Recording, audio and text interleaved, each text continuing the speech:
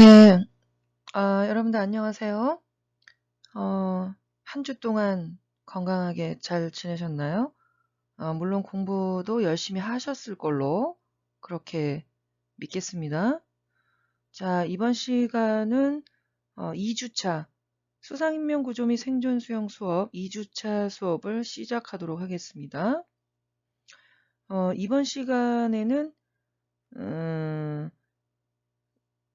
지난 시간에 생존 수영에 관련된 개요를 요번 시간에 한다고 얘기를 했었죠. 그러나 수상인명 구조요원의 역할과 하는 역할 대처 뭐 이런 것들 이어서 수업할 내용들이 있고 그와 관련해서 수상인명 구조원의 해야 할 일, 그 중에 응급처치가 또 포함되어 있죠. 그리고 기본적인 수영 영법, 그리고 수상인명 구조원의 구조술 영법, 뭐 이런 것들을 오늘 수업을 할 예정입니다. 자, 그리고 또 한 가지 3주차 수업은 10월 13일에 하게 될 예정인데요. 그 기간이 중간고사 기간입니다. 중간평가 기간. 그래서 중간평가 시간에 1주차와 2주차 수업 시간에 배웠던 내용을 기반으로 여러분들이 시험을 봐야 되니까 당겨서 2주차 오늘 수업에 여러 가지 내용들을 공부를 하게 됩니다. 그래서 10월 13일 날 3주차 수업에는 약 25분 정도의 한 교시당 25분 정도의 수업과 함께 과제를 내드릴 거예요. 과제도 여러분들이 하셔야 하고 또 역시나 25분 정도의 분량의 수업과 함께 2교시 주관식 케이스 문제를 내드릴 겁니다. 그래서 그 문제를 푸셔야 되고 3교시에도 역시나 25분 정도의 분량 수업에 시험 25분 정도 상당의 시험을 여러분들이 객관식 시험을 치러야 합니다. 그래서 10월 13일에 생존 수영에 관련된 개요 뭐 이런 것들 수업을 진행하도록 하겠습니다. 자, 그러면 오늘은 지난 시간에 수상인명 구조 요원이 작성해야 되는 사건 일지에 대해서 살펴보는 것까지 수업을 했었습니다. 그러면 그 뒤에 이어서 수상인명 구조 요원의 응급 상황 시 대처하는 요령 여러 가지 것들을 공부해 보도록 하겠습니다. 자, 1교시 시작하겠습니다.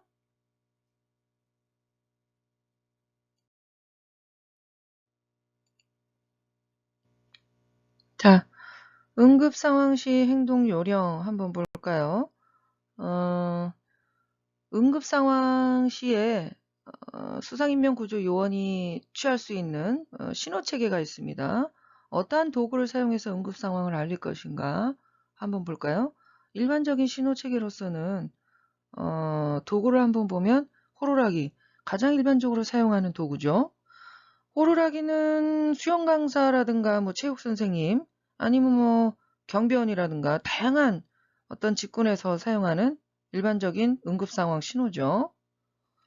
자, 손짓 볼까요?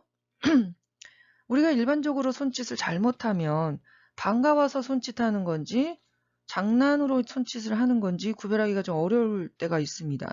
그래서 물론 이제 물에서 익수 상태에 놓인 사람이 손을 흔들 때는 통상적으로 저게 장난인지 아니면 정말 SOS 구조 신호를 보내는 건지 아니면 그냥 허우적거리는 건지의 손동작을 임상적으로다가 많이 경험을 통해서 아니면 경험이 많은 선배 수상인명구조요원에게 간접적으로 듣고 간접적인 경험을 통해서라도 구별을 할 수 있어야 합니다.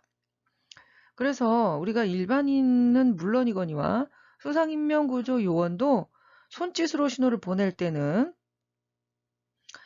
누가 봐도 저거는 장난이 아니고 누가 일반적으로 장난할 때 어떻게 저런 형태로 손을 흔들 수 있지? 저건 누가 봐도 SOS 구조 신호구나 라는 걸 알 수 있을 정도로, 예를 들면 마치도 공항에 활주로 해서 유도 신호를 보내듯이 팔꿈치를 펴고 양팔을 뻣뻣하게 옆으로 펼친 다음에 손바닥은 펴지 말고 계란을 살짝 쥔 것처럼 주먹을 쥔 채 머리 위로 향해서 X자를 그리면서 좌우로 흔들어 줍니다. 이런 식으로 팔꿈치를 펴고 뻣뻣하게 주먹도 계란 하나 쥔 듯이 살짝 오므린 채 머리 위로 X자를 그리면서 양팔을 위아래로 흔들면, 이런 형태의 뻣뻣한 동작이 뭐 장난일 수는 없겠죠. 뭐 인사할 때 그런 식으로 나 좀 봐달라고 인사하는 그런 경우는 없겠죠. 그래서 누가 봐도 아, 무슨 신호구나라는 걸 알 수 있을 정도로 손짓을 하는 것이 바람직하겠습니다. 구조 장비 신호 볼까요? 여러 가지 구조 장비가 있습니다. 뭐 수상인명구조요원 관련된 수업이기 때문에 각종 장비를 전부 다 설명드리기는 좀 어려우나, 예를 들면은 화염 신호탄, 연막탄 같이 생긴 거죠. 주황색 무슨 신호탄도 있고 화염 신호, 주황색 연기 나는 거요.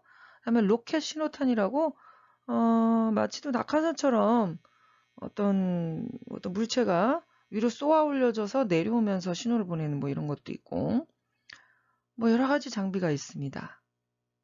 차후에 이런 걸 설명할 기회가 있으면 설명드리도록 하겠습니다.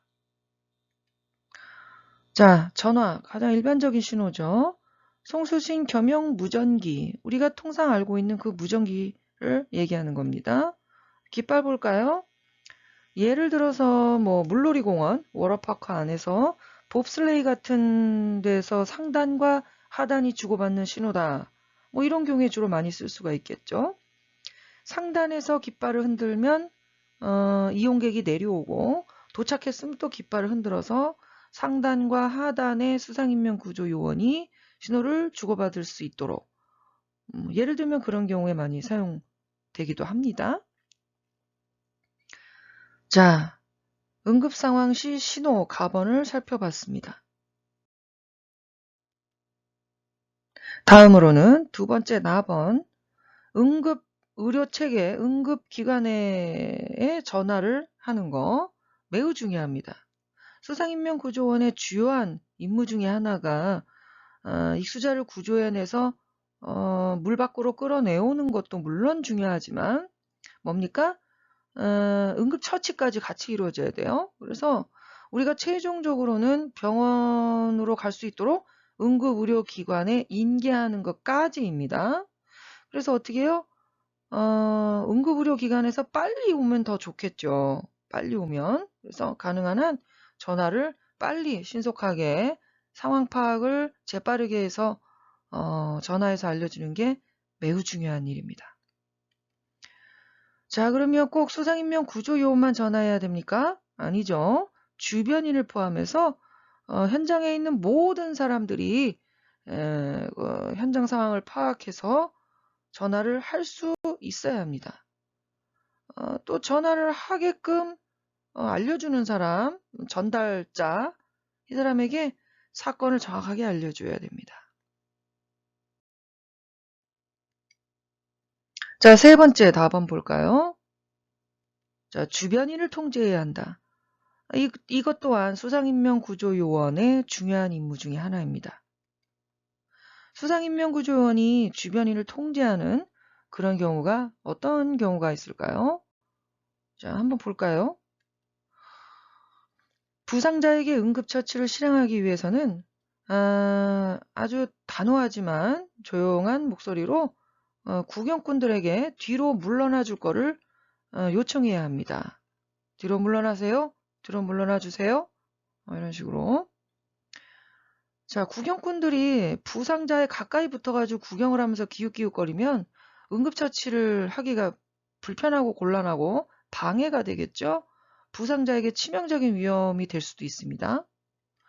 따라서 일정 거리를 유지해야 돼요. 좀 멀리 떨어질 수 있도록 경계 줄을 치거나 어떤 도구, 의자나 꽃갈 같은 것을 세워서 공간을 확보해야 됩니다.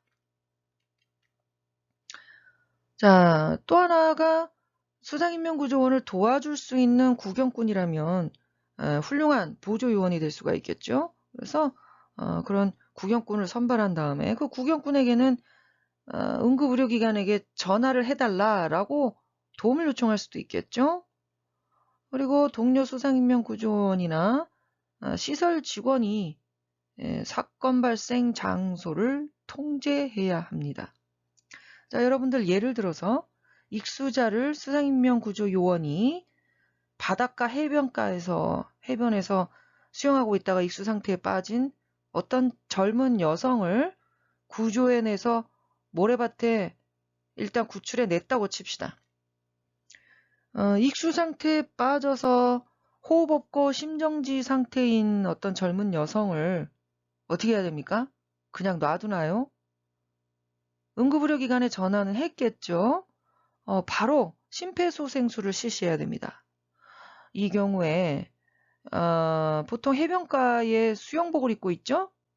원피스를 입었던 투피스를 입었던 젊은 여성인 경우에는 어떻습니까? 자, 모든 남성이든 여성이든 남녀노소 할 것 없이 익수 상태, 모든 부상자, 환자인 경우에 심폐소생술이 필요로 하는 사람한테는 상의를 반드시 탈이 제거해야 됩니다. 탈이라는 개념보다는 벗기는 게 아니에요. 잘라서 제거해 버려야 됩니다. 환자의 몸을 움직여서 건드려가지고 부상 부위를 악화시킬 수가 있기 때문에 가만히 있는 상태에서 의복은 잘라서 제거를 시킵니다. 왜 그래야 되나요? 왜 꼭 맨살에 벌거벗긴 채 심폐소생술을 실시해야 하나요? 네, 그렇습니다. 혹시 모를 사태를 미연에 대처하기 위해서 AED 기계, 자동 제세동기를 사용해야 될 경우 패드를 붙여야 되겠죠? 맨살에 붙여야 됩니다. 이럴 경우에 어떻습니까? 젊은 여성인 경우에 맨살에 상의를 탈이 제거시킨 채 주변의 구경꾼들이 여러 사람들이 자기를 쳐다보고 있으면 호흡과 심장박동이 돌아왔을 때 어떻겠습니까? 굉장히 민망하고 수치스럽겠죠.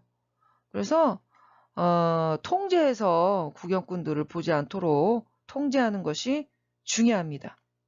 여성뿐이겠습니까? 젊은 남성도 남녀노소를 불문하고 본인이 익수 상태에 빠져서 구조당했다라는 그 자체가 좀 민망하고 그럴 수가 있겠죠. 뭐 예쁜 모습을 보여주는 건 아니니까요. 그래서 그 익수 상태에 빠진 응급 처치를 필요로 하는 도움을 필요로 하는 사람의 정서적인 것도 고려해서 수치스러움을 느끼지 않도록 수상인명구조 요원은 보호를 해야 될 그러한 책무가 있다라고 알고 계시기 바라겠습니다.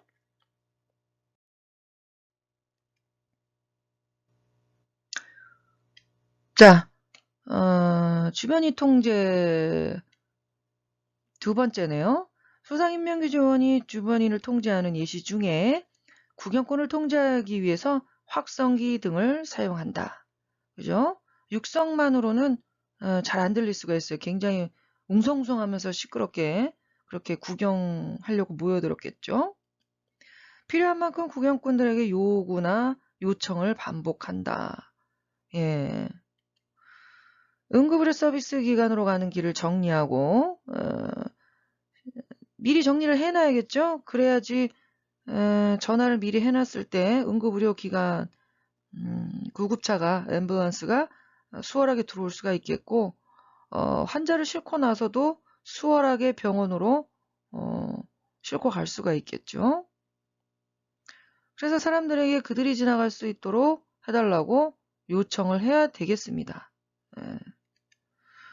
자, 만약 수영장이 정리되면은 아이들이나 구경꾼들이 물가로부터 물러서 있도록 합니다. 그죠?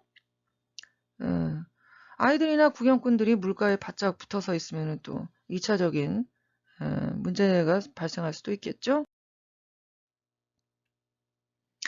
자, 또 볼까요? 네 번째, 라 항목, 질문에 대한 처리를 한번 볼까요? 수상인명구조위원회 사건에 대한 처리 책무입니다. 부당한 사람에 관한 어떠한 부상당한이죠. 부상당한. 말이 헛나왔네요. 부상당한 사람에 관한 어떠한 정보도 주어서는 안 된다. 개인정보를 보호해야 되겠죠? 굉장히 민망할 겁니다. 그 사람이 익수 상태에 빠졌다라는 몇 살, 누구, 어디에 사는, 생년월일은 누구, 몇 살이고, 뭐 이러한 게 주변 구경꾼들한테 퍼져서 여기저기 떠돌면 안 되겠죠? 예. 개인정보보호법 침해가 될 수도 있고, 뭐 명예훼손이 될 수도 있고, 모욕감을 느꼈으면 누가 그걸 가지고 흉을 보거나 이상한 좋지 않은 욕설 비슷한 말을 했을 경우에는 모욕죄에 해당할 수도 있겠네요. 그래서 미연에 방지하기 위해서 어떠한 부상당한 사람에 관한 어떠한 정보도 유출되게 해서는 안 된다. 관리인이나 대변하도록 정해진 사람만이, 직원들은 뭐 이 업무를 처리하는 사람은 당연히 알아야 되겠죠? 그리고 수사기관이라든가 언론 매체에 얘기를 하도록 요번에는 뭐 무슨 팀장이 얘기를 한다. 내지는 요번에는 A 수석 대원이 언론을 책임진다. 언론에 대해서 어떠한 발언을 당신이 하세요. 뭐 이런 식으로 정해진 사람만이 그 사건에 대해서 대중매체나 다른 사람들에게 말할 수가 있습니다. 자, 응급구조 정책과 설명, 절차 설명 및 응급상황 계획에 그렇게 미리 들어 있어야 합니다. 사전에 이렇게 계획을 수립하고 있어야 돼요. 그래서 그에 따라 처리한다. 자, 사고시설에 사람이 사진을 찍고자 한다면 반드시 관리인으로부터 허가를 받도록 해야 합니다. 사고 난 그 장소, 사고 난 시설물, 뭐 이런 것들을 모르는 일반인들이 와가지고 무단으로 퍼뜨리기 위해서 사진을 찍을 수도 있지 않습니까? 자, 그래서 언론 기자라면은 기자 누구누군데 관리인한테 와가지고 뭐 살 좀 찍어도 되겠습니까? 했을 때 허가를 받고 찍도록 인명구조 요원은 관리 감독을 해야 합니다.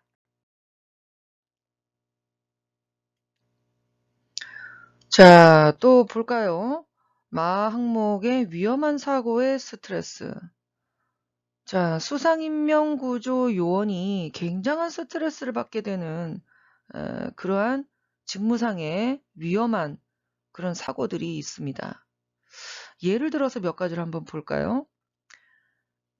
주변인이 사망한 경우, 특히나 어린이나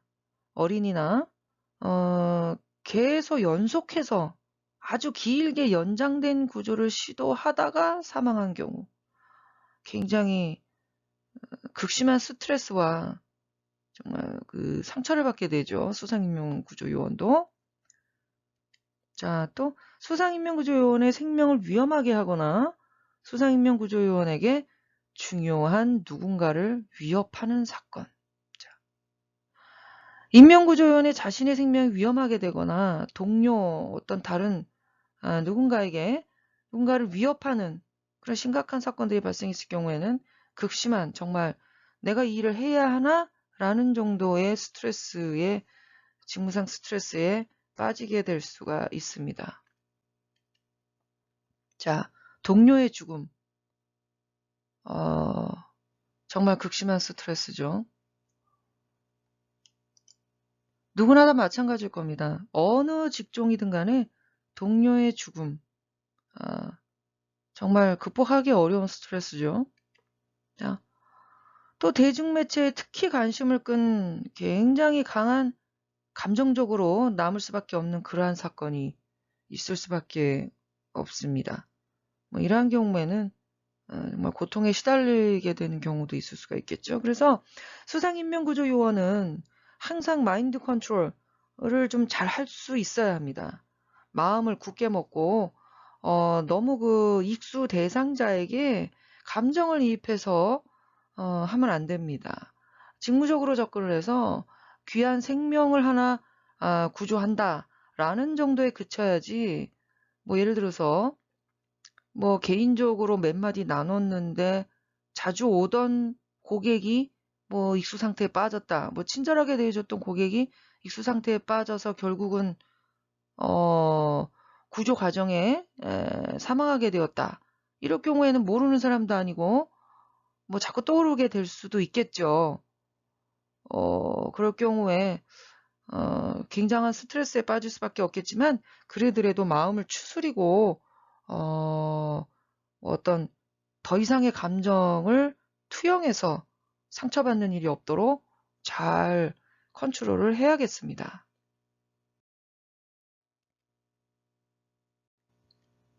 자, 그러면 수상은 그렇고 수중에서 응급상황이 발생하면 어떻게 되는지 한번 볼까요? 자, 응급상황 계획에서 그 활동을 하는 모든 구조 상황에서 어, 그러한 구조 장비를 사용해야 되고 수상인명구조원은 그 자신의 안전에 특히 주의해서 절차를 따라야 합니다.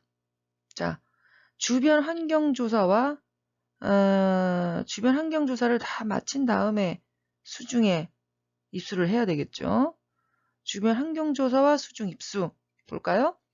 수심은 수상인명구조원이 근무하는 자기 그 근무 구역에 수심은 어느 정도인지, 수심과 자신의 키, 수상인명구조원의 키는 몇인지, 다른 동료 요원의 키는 몇인지 사전에 이런 것들 알고 있어야지 그 키가 작은 친구는 뭐 그쪽으로 보내지 않도록 하든가, 구조 대상자의 위치가 어딘지, 그 지역의 시설 구조는 어떻게 되어 있는지 평소에 이런 것들을 전부 다 알고 있어야 되겠죠.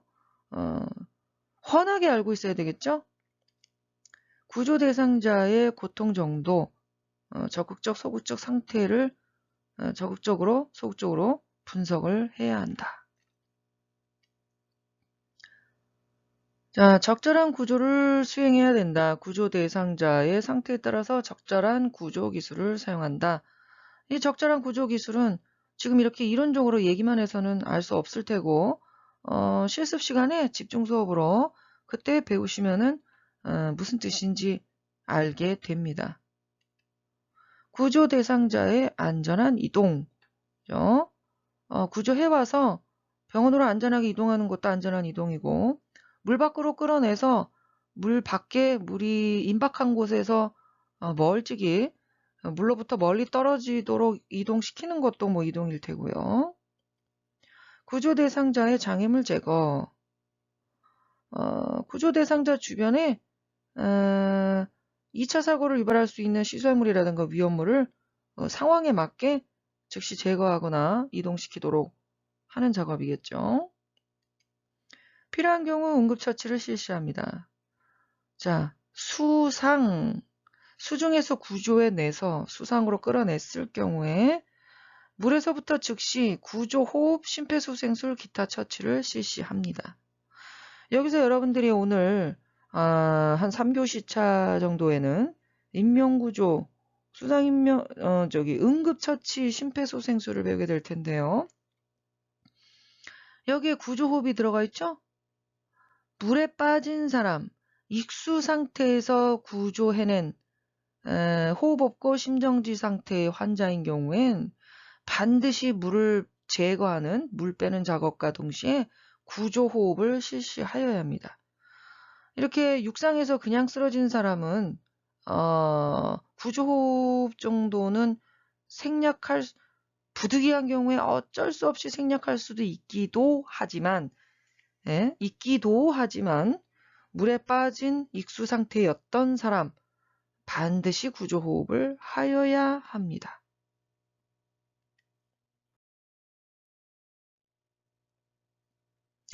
자, 수상인명구조요원의 의무와 목적을 한번 볼까요? 모든 수상에서의 안전유지 의무. 인명구조요원은 수상안전사고 발생 시, 자, 뭐라고요? 3분 이내에 익수자를 구조하는 것이 목적으로 사람의 뇌는 6분이 지나가도록 산소를 공급받지 못하면 어떻게 돼요? 뇌가 영구적으로 파괴돼서 구조되더라도 뇌사 상태, 코마 상태에 빠지거나 하는 등의 정상적으로 회복하기가 어렵기 때문입니다. 물론 이 상황에 예외가 아주 극소수의 몇 천만 명에 있을까 말까 기적과 같은 소생을 이루는 사람들도 있기도 합니다. 하지만 그거는 정말 예외적인 거죠. 우리가 예외, 몇 천만 분에 한 명 있을까 말까 한 예외를 기준으로 하면 안 되기 때문에 통상적인 우리 인간은, 사람은 뭡니까? 사람의 뇌는 6분이 지날 때까지 산소 공급이 없으면, 그러니까 뭡니까? 5분까지도 좀 불안불안해요. 4분까지만 뇌가 정상적으로 유지가 됩니다. 산소 공급 못 받는 시간이 4분. 그렇기 때문에 어떻게 돼요? 3분보단 더 빨리 구조를 해내야 되겠죠. 3분 이내니까 뭐 한 3초 만에 구조해내면 더 없이 좋겠죠. 1분 이내에 빨리 구조해내면 좋겠죠. 최대한 3분 이내에 빨리 구조해내야 한 3분 10초나 뭐 30초부터는 심폐소생술을 실시할 수 있도록 그렇게 만들어야 되겠죠. 신속이 생명입니다. 신속, 정확.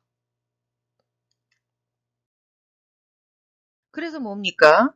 인명구조요원은 강인한 체력과 정신력이 기본이 되어야 합니다.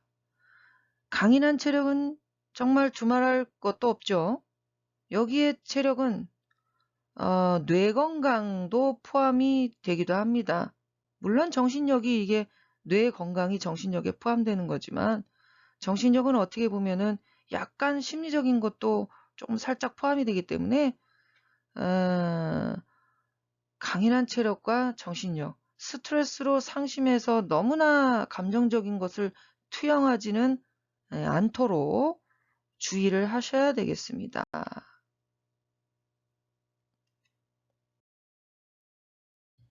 자, 그러면 수상인명구조요원뿐만이 아니라 수상인명구조요원이 되려면 어떻게 해야 됩니까? 수영은 기본적으로 할 줄을 알아야 되겠죠. 물론 이제 저병을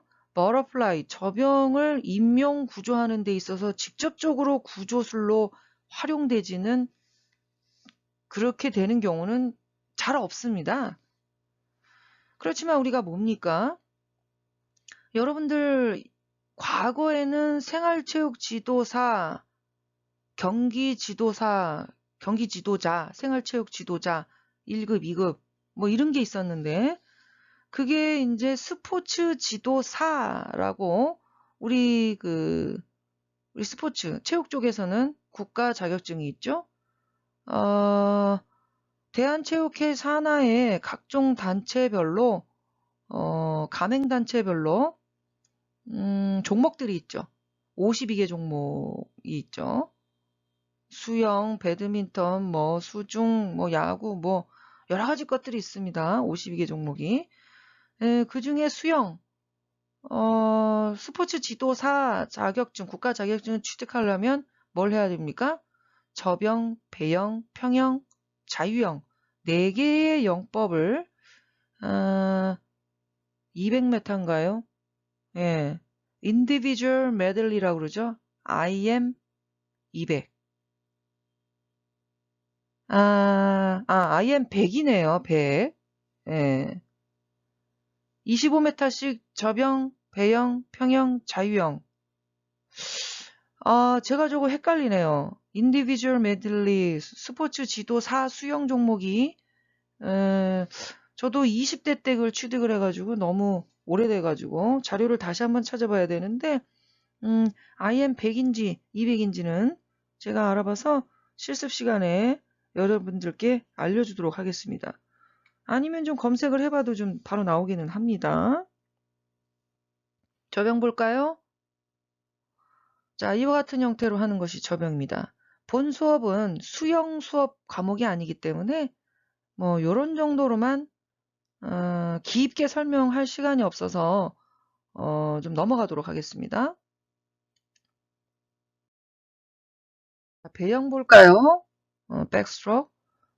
배영. 여기 보시면 간단하게 설명을 드리면 상체를 좌우로 롤링을 해가면서 어깨를 귀 옆으로 멀리 뻗어서 수면 아래로 팔을 살짝 꺾어서 물을 잡는다고 그러죠. 물을 노젓듯이. 노가 뭡니까? 노로 물을 이렇게 뒤로 밀어서 배에 노젓듯이 손바닥이 노가 되는 겁니다.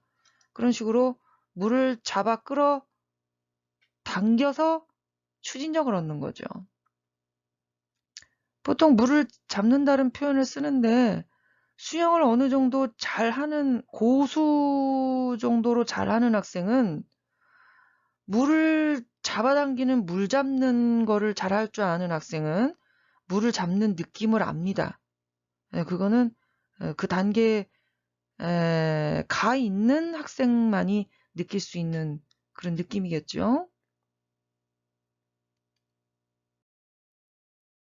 자, 평형 볼까요? 교수님이 여러분들 수영장 실습 첫날에 각종 영법 최초 평가 사전 테스트를 한다고 이미 그 수업 계획서에 공지를 해놨습니다. 뭐였나요? 자유형 25m를 쉬지 않고 끝까지 갈 수 있어야 한다고 했죠. 대학교 전공 수업이기 때문에 문턱을 낮춰서 아주 기본적인 그거를 썼습니다. 그러나 그거는 기본적인 기준이고요. 자유형 25m 정도는 할 수 있는 학생이 수강 신청을 해달라라는 뜻이었습니다. 그러나 테스트를 볼 때는 평형, 자유형, 자유형, 배형, 저병 뭐 다 테스트를 봅니다. 할 수 있는 거는 다 테스트를 봅니다. 그거는 그때 수영장에 가서 즉석에서 제시를 하도록 하겠습니다. 여러분들이 남은 뭐 한 달, 두 달 동안 뭐 그걸 연습한다 그래서 뭐 갑자기 느는 건 아니겠죠. 물론 연습을 하시면은 individual medley, 저병, 배영, 평영, 자유형 중에 뭐 한두 가지 정도는 약간 숙달이 되어서 집중 수업에 임해 주시면 더 보탬이 되기는 하겠습니다. 다른 것들은 즉석에서 여러분들이 굳이 연습을 하지 않아도 현재 상태가 어느 정도의 상태인 상태로 첫 수업에 임했는가만 판단을 하면 됩니다. 자, 우리가 평형 기본 영법을 볼까요? 자, 요거 움직이는 영상을 볼 때 머리가 수면 아래로 내려갔다가 올라오죠. 내려갔다가 호흡하려고 숨 쉬려고 올라오죠. 옆모습을 볼까요? 내려갔다가 상체 가슴 있는 데까지 올라옵니다. 요 기본적인 이 평형하고 우리가 수상인명 구조 요원이 쓰는 구조용 평형하고는 조금 다릅니다. 자유형 볼까요? 자, 크롤이라고 하죠. 크롤. 프리스타일이라고도 할 수도 있겠지만 공식 명칭은 크롤이에요. 크롤 스트로크. 자, 여기 볼까요?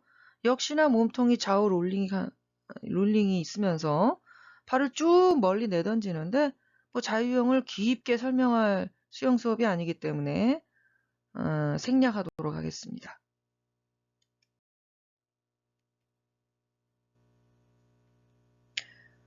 자, 인명구조요원의 역할을 한번 볼까요? 자, 인명구조요원은 어떤 일을 하는가, 역할이 무언가. 우리가 지난 1주차 수업 시간에 뭐 대략적으로 쭉 살펴봤기 때문에 그와 같은 것들이 전부 다 수상인명구조원의 역할이기도 하죠. 보다 더 정리하는 차원에서 한번 볼까요? 방금 얘기했었죠. 조금 아까 3분 구조 체계를 유지하기 위해서 다음과 같은 역할은 반드시 숙지를 해야 한다. 숙지하고 수행을 해야 되죠. 자, 수상인명구조 요원은 혼자 별로 다니는 경우는 드물어요. 어쩔 수 없는 경우에는 뭐 혼자서 근무를 하겠지만 보통 2인 이상이 1조로 도보로 순찰을 돌죠. 순찰. 2인 이상. 웬만하면 다 2인 1조죠. 또한 사륜 오토바이를 해변가에 아니면 물가에서 신속하게 이동하기도 하고요. 카트 같은 것 등에 레스큐 튜브와 레스큐 캔 같은 구조 장비를 구비해서 해변을 따라 이동하면서 해변에서 수면 쪽으로 피서객의 안전을 주의 깊게 관찰을 하셔야 하겠습니다. 이렇게 생긴 게 레스큐 튜브죠. 여러분들이 실습할 때 이 레스큐 튜브를 사용할 겁니다.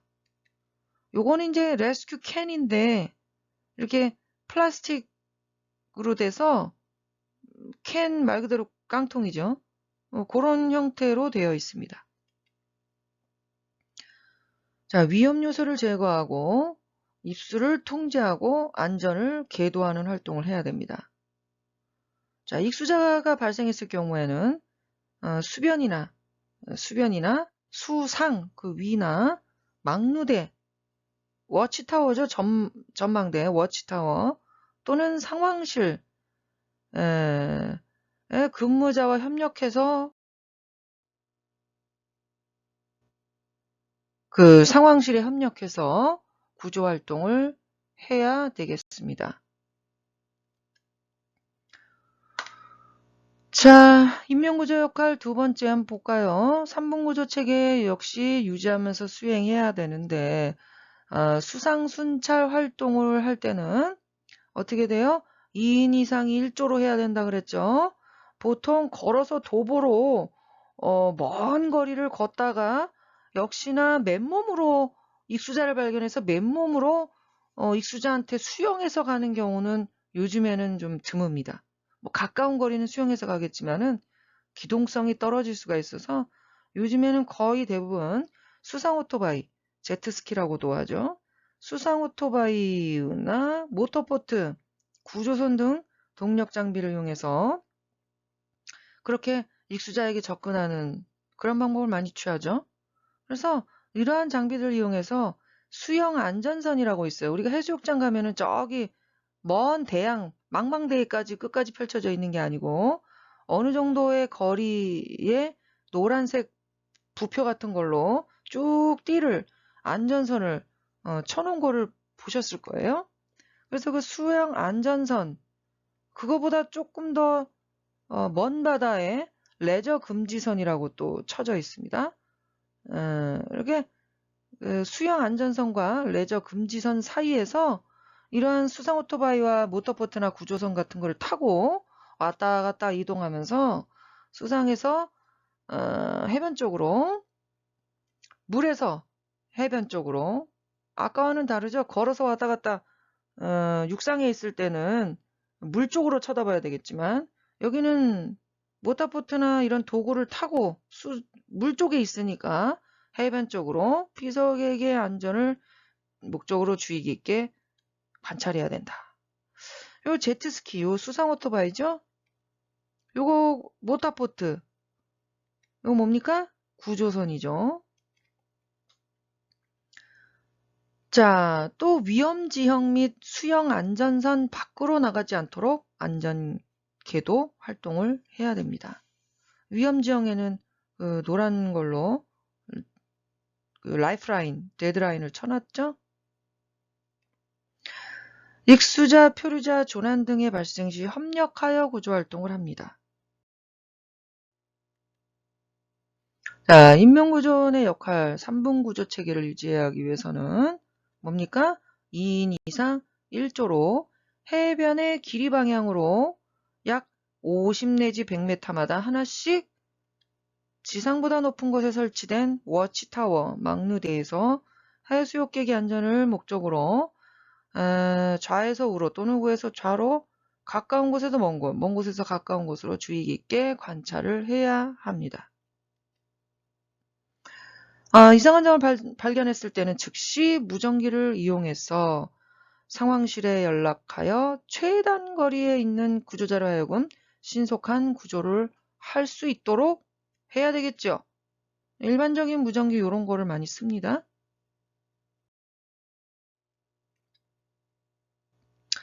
자, 3분 구조 체계. 3분 구조 체계를 하기 위해서 또 하나 상황실의 활동을 볼까요? 상황실. 상황실 굉장히 중요합니다. 인명구조 시스템을 가장 잘 알고 경험이 풍부한 사람을 중심으로 해서 상황실은 뭡니까? 일종의 컨트롤 타워죠. 인명구조 센터를 구축하고 해수욕장 안전관리 상황을 총괄 지휘 관리합니다. 그러면 이 상황실에서는 뭐예요? 주로 좀 인명구조 요원 중에 팀장이라든가 가장 대장이어야 되겠죠? 상황을 다 통제하고 상황을 다 지휘할 수가 있어야 되니까. 자, 안내방송과 사고 접수, 인력 배치를, 수상인명구조요원의 인력 배치를 어떻게 하느냐, 사고 접수까지, 구조활동의 일지, 기록, 응급처치 등 구조본부로서의 역할을 하게 됩니다.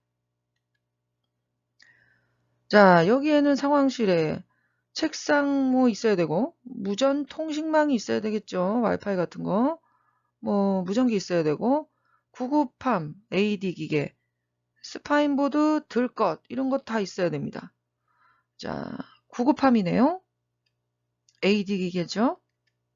요게 스파인보드라고 하는 일종의 들것같이 생긴 스파인보드예요.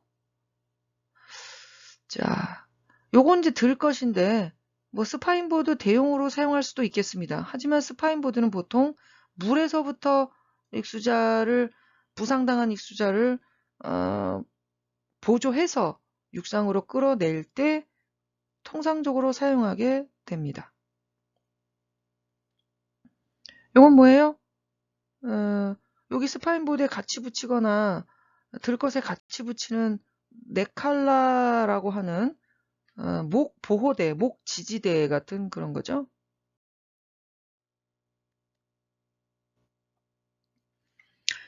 자, 인명구조요원의 자질을 한번 볼까요? 어떤 자질이 필요한가? 인명구조요원은 아무나 될 수가 있는가? 그럴 수 없죠. 전문적인 지식과 기술이 필요합니다. 너무나 당연하죠. 인명구조 기술이 있어야 되지 않겠습니까?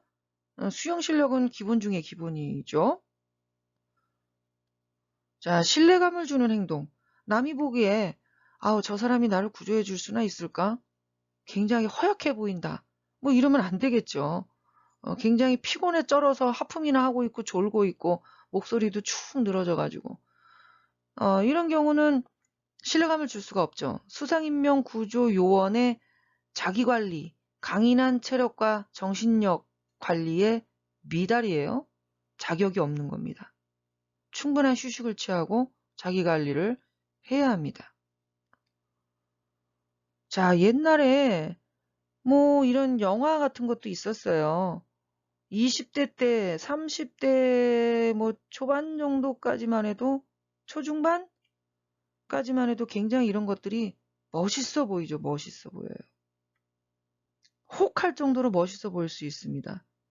뭐 그 뒤로는 멋있어서 하는 건 아니죠. 직업정신으로 하는 거죠. 자, 활동구역의 인지. 예, 오타가 났네요. 활동구역의, 내 활동구역이 어딘지 정확하게 인지하고 파악할 수 있어야 되겠죠. 자, 여기 나오죠? 체력관리와 건강관리는 자질입니다. 자질. 이게 안 돼 있으면 자격이 없어요. 라이프가드 하면 안 됩니다. 옛날에 그 미국 영화인가요? 뭐 라이프가드 뭐 SOS 해양 구조대인가? 뭐 그런 영화가 있었던 것 같아요. 이렇게 젊은 선남 선녀들이 해수욕장에서 활동하는 여러 가지 에피소드 거기서 뭐 서로 뭐 로맨스도 피어나고 뭐 이런 걸 다뤘던 드라마였나요? 미드라마였는지 영화였는지 정말 오래돼서 저도 기억이 안 나네요. 하여튼 선망의 대상이었기도 합니다. 한 20대 때는, 여러분들 나이 때는. 실제로도 그렇기도 하고요. 자, 이번 영상은 그 수상인명구조요원의 근무하는 장면, 그거를 잠깐 보겠습니다. 워치타워에서 보고 있다가 수영으로 접근해서 근무를 하고 돌아오는 어떤 일상적인 모습을 한번 보시겠습니다.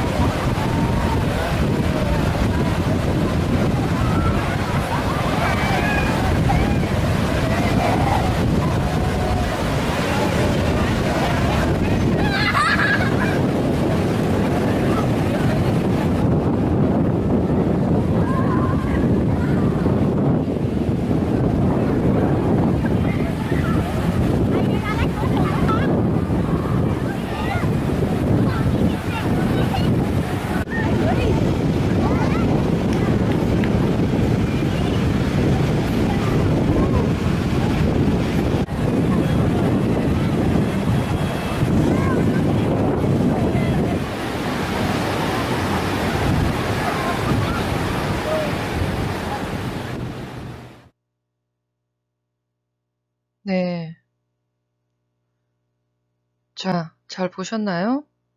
어떻습니까? 뭐, 그 정도 파도면은 수상인명구조요원에게는 그렇게 뭐 센 파도는 아니라고 볼 수 있습니다. 그래서 파도에 쓸려서 서퍼가 초보인가 봐요. 그 교각 쪽으로 떠밀려서 못 들어오고 있으니까 가서 이런 날씨에 그쪽으로 해서 하지 말라고 뭐 주의를 주는 것 같네요. 그리고 바로 워치타워로 복귀를 했죠. 어, 아주 그 일상적인 큰 위험에 닥치지 않은 그런 구조 어, 그런 활동이었습니다.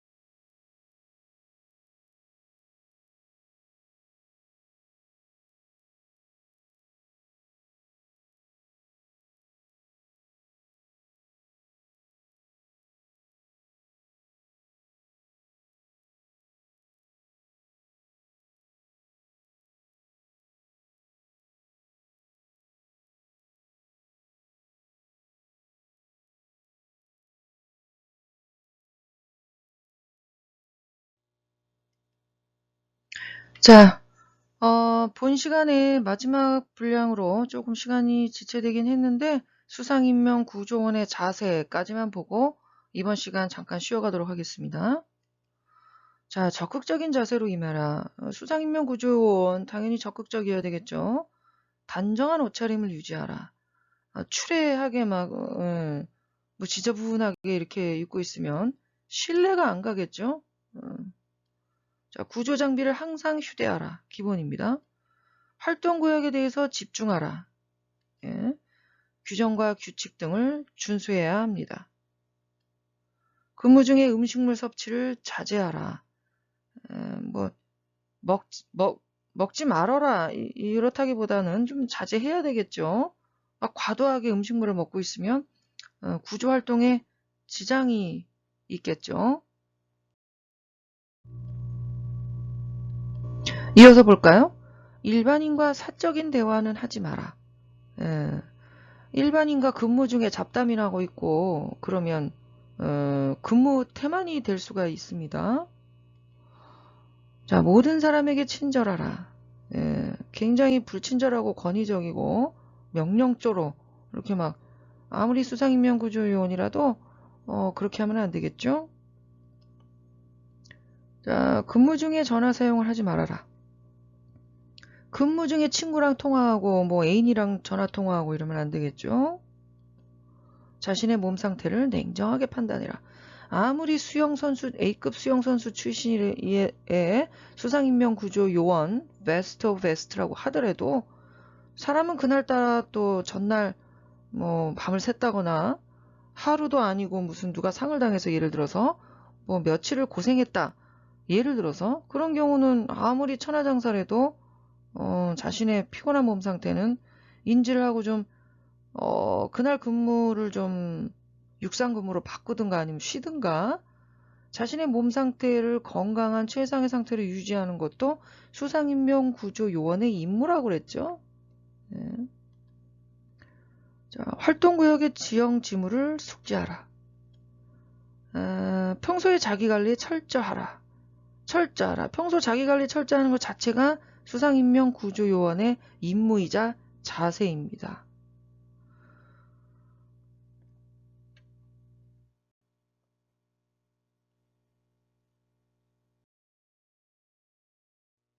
자, 2주차 1교시 수업을 여기서 마치도록 하겠습니다. 잠시 쉬는 시간을 가지고 이어서 2교시 수업에서 만나도록 하겠습니다. 수고하셨습니다.